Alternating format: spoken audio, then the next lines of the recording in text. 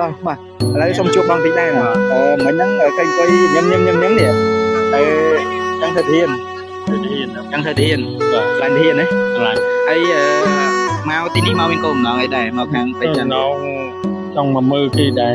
បាទមកការពារទឹកដីដែរណាការពារខ្លាញ់ប្រទេសជាតិទេឆ្លាញ់ខ្លាំងខ្លាញ់ទឹកដីទេបាទឆ្លាញ់ខ្លាំងសុខចិត្តលះបង់ពេលវេលាមុខរបរកម្លាំងកាយកម្លាំងចិត្តមកទីនេះផ្ទាល់ដើម្បីមកការពារព្រំដែនជាមួយបងប្អូនយើងបាទឥ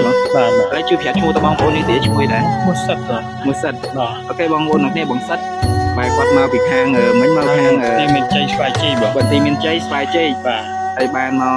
ព្រំដែនអូបីជាន់យ៉ាងនេះគឺមកនេះមកឈរក៏មកតែបងប្អូនអត់មានដបូលអត់មានសម្ភារៈបរិក្ខារទេមកស៊ីវិលដៃតេខ្លួនតេមែនទេបងមានតែមួយម៉ូតូមួយដឹកបងប្អូននេះដឹកអ្នកមិញនេះបងប្អូនកាមេរ៉ាមែននេះដឹកអ្នកមិញឈរក្រុមដាក់ទឹកភ្លៀងបាទការពារមកការពារទឹកដីស្រឡាញ់ទឹកជាតិដែរហើយបើគេបើកឲ្យចូលទៅព្រំដែនភ្លៀងទៅភ្លៀងបងចូលទៅក្នុងដែរមែនទេចូលវ៉ាវអត់ខ្លាចទេអត់មកមានខ្លាចទេអត់ខ្លាចទេអត់ខ្លាចងាប់បងអត់ខ្លាចទេបាទអញ្ចឹងបាទចង់ធ្វើធានបាញ់វាចង់ធ្វើធានបាញ់វាទៀតបាទវ៉ាវខ្ញុំក៏គ្រប់គ្រងដែរខ្ញុំក៏ចូលធ្វើធានដែរខ្លាញ់បេះដូងខ្មែរខ្លាញ់បេះដូងខ្មែរហើយចុះពេលឃើញបងប្អូនយើងមកច្រើនចេះមានទាំងប្រសង់មានទាំង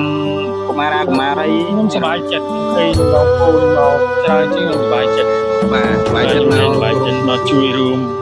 កម្មវិធីគ្នាបាទចុះថ្ងៃធ្វើអីដែរមកបងខ្ញុំទៅការសង្សុកដល់ឈប់ហើយខ្ញុំឈប់ហើយឈប់នឹង2 ខែអូខេបងប្អូនគ្នាគាត់គាត់នៅជាបុគ្គលិកបណ្ដាការងារនៅកងកម្លាំងសន្តិសុខគ្នាតែគាត់មកមានបេះដូងស្នេហាជាតិស្រឡាញ់ជាតិចិត្តឈប់ពីការងារមកការពារព្រំដែនឈរក្នុងនាមជាពលរដ្ឋមួយដែលឈរនៅលើទឹកដីអូ3ជាន់តែគេហៅថាតំបន់ភូមិព្រៃច័ន្ទនេះគឺដើម្បីការពារពរភាពទឹកដីរបស់យើងជាមួយនឹងប្រជាជនយើងកងកម្លាំងរបស់យើងមានប្រសងមានច្រើនទៀតអញ្ចឹងខ្ញុំអត់មានអីទេមានតែម្រាមដៃ10អរគុណនៅការទឹកចិត្តរបស់បងយ៉ាងធំធេងសម្រាប់ប្រទេសជាតិសម្រាប់ការស្រឡាញ់ជាតិចាឥឡូវអញ្ចឹងមានសារចង់ផ្ដាប់ផ្ញើទៅប្រជាពលរដ្ឋខ្មែរយើងទូទាំងប្រទេសខ្ញុំ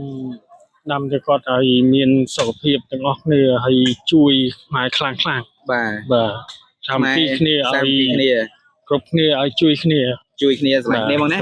កាន់និន្នាការនយោបាយអីយើងធ្វើម៉េចសាមគ្គីគ្នាជាធំមួយមែនទេបងចាំមានសារចង់ផ្ដាំផ្ញើទៅបងដែលកងទ័ពជួមុខនឹងកងកម្លាំងយើងទូទាំងប្រទេសខ្ញុំជួយទៅមកជួយឲ្យគាត់មានកម្លាំងទឹកចិត្តចូលរួមគ្នាចកក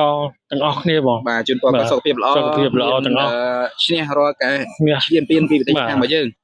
ចង់ឲ្យខ្មែរគ្នាខ្លាំងបាទអញ្ចឹងបងប្អូនអរគ្នាពីខ្ញុំបាន KBD TV ដែលកំពុងតែធ្វើ